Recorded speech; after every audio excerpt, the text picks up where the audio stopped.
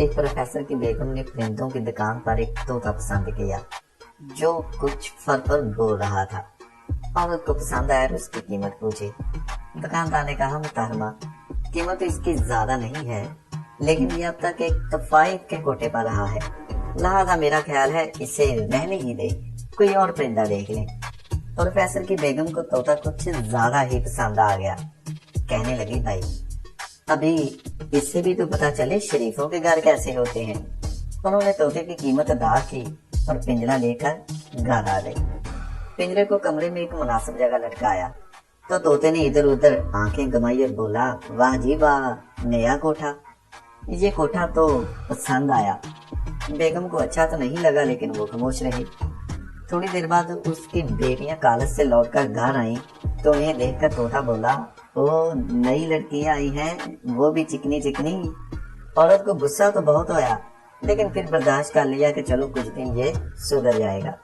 शाम को प्रोफेसर साहब अपने वक्त पर घर लौटे तो जैसे ही उन्होंने ड्राइंग रूम में कदम रखा, तोता हैरत से चीखा, वाह सागर तो यहाँ भी आता है। बस इसके बाद से सागर घर से गायब है। जज ने मुजरम से कहा, मुझे ये बताओ, पुलिस वाला तो अपनी ड्यूटी दे रहा था, तुमने वहाँ पर पुलिस वाले को आग क्यों लगाई? ये सुनकर आगे से मुजरम बोला, जज साहब, पुलिस वाले ने खुद ही बोला था कि अगर तुम्हारे पास लाइसेंस नहीं है तो मेरी जेब गर्म कर दो, जाने दूंगा। एक औरत का शौहर जब शाम को काम से घर आया तो उसने उससे कहा, ये मोबाइल काफी दिनों से काम नहीं कर रहा है, इसलिए नया ले दो ना। ये सुनकर शौहर गुस्से से बोला, तुम भी रात को बड़े दिनों से कोई भी काम नहीं कर रही, तो क्या मैंने कहा कि क्या मैं नहीं ले आऊं? वीडियो पसंद आ रही है तो इसको लाइक कर दें। एक मियाँ बीवी कहीं जा रहे थे कि रास्ते में एक जगह गधा खड़ा था। यह सुनकर बीवी के जहन में शरारत सूझी और उसने गधे की तरफ इशारा करते हुए अपने खामन से कहा, ये देखो आपके रिश्तेदार खड़े हैं। औरत का शौहर भी बहुत चालाक था, उसने फौरन कहा, सलाम ससुर जी। एक बच्चे ने अपनी मां को बताया कि आज पापा मुझे मार्केट लेकर गए, तो जब बस में बैठे तो उन्होंने मुझसे कहा कि आंटी के लिए सीट छोड़ दो। ये सुनकर उसकी माँ ने कहा, बेटा ये तो अच्छी बात है, औरतों का एहतराम करना चाहिए। बच्चा बोला, लेकिन मम्मा मैं तो पापा की गोद में बैठा हुआ था।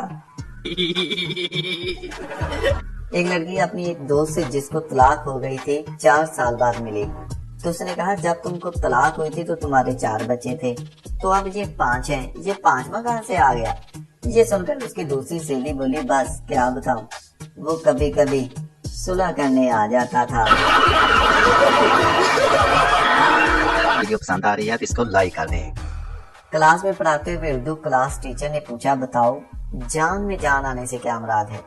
सारी क्लास में से रामू ने अपना हाथ खड़ा किया, लेकिन टीचर ने कहा, नहीं तुम बैठो, तुम कोई गलत मतलब ही बताओगे।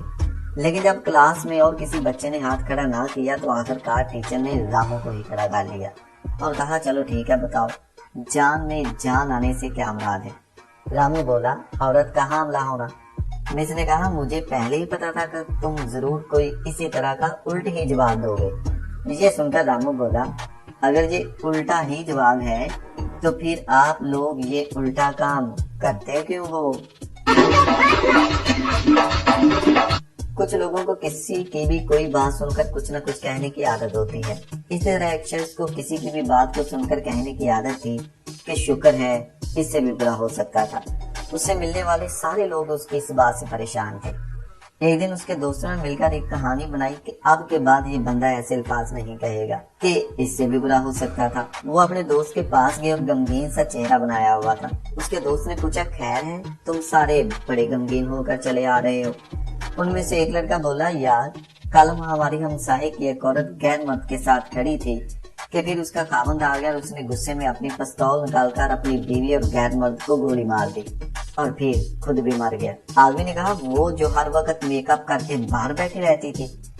दोस्तों ने कहा, हाँ। ये सुनकर उसके दोस्त ने फिर कह दिया, शुक्र है, इससे भी ज्यादा बुरा हो सकता था। सारे दोस्त हैरान हुए। उन्होंने कहा, इससे ज्यादा क्या बुरा हो सकता था?